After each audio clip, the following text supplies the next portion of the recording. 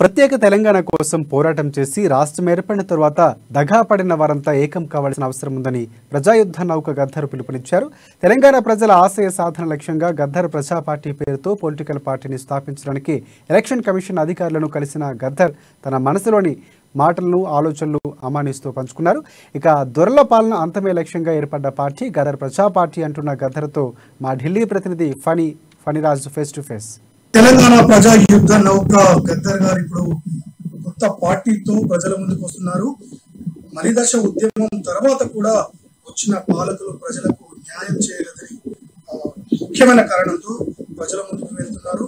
అసలు తను ఏం కోరుకుంటున్నారు, పార్టీ ద్వారా ఏం చెప్పాలనుకుంటున్నారు, ఇదంతా పంచుకోవడానికి మనతో పాటు గద్దర్ గారు ఉన్నారు. గద్దర్ గారు చెప్పండి, ముఖ్యంగా తొలి దశ మలిదశ ఉద్యమాల్లో మీ పార్టీ తెలంగాణ ఉద్యమం కొనసాగింది.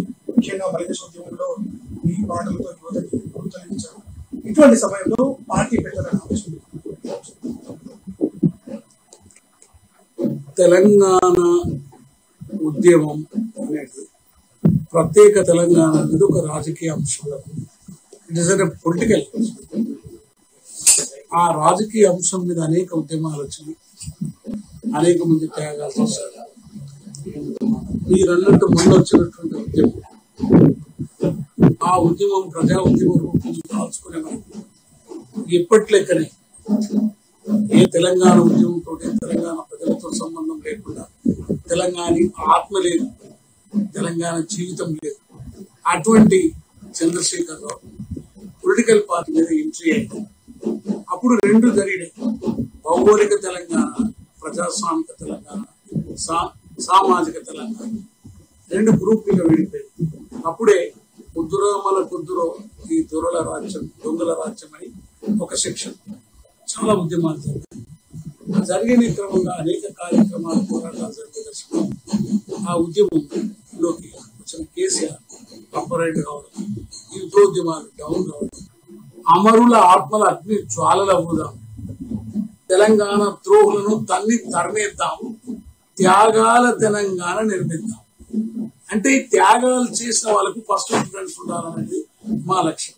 అంటే త్యాగాలు చేసినటువంటి అశేషమైన ప్రజలకు వాళ్ళకి ఏ బెనిఫిట్ ఏది జరిగినా, ఏ పాలసీ జరిగినా జరగాలి.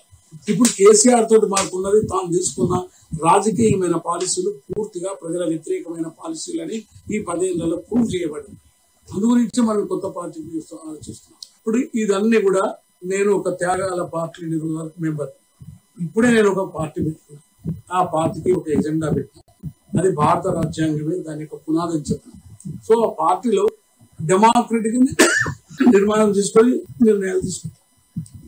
ఇది మొత్తానికి అంటే చూసినట్లయితే ఇప్పుడున్నటువంటి రాజకీయ వ్యాక్యూమ్ దృష్ట్యా తెలంగాణలో ఒక కొత్త పార్టీ పెట్టాలని, అమరులకు మొదటి అవకాశం, అంటే వారి కుటుంబ సభ్యులకు సంబంధించి మొదటి అవకాశం ఇస్తూ తెలంగాణ ఉద్యమకారులకు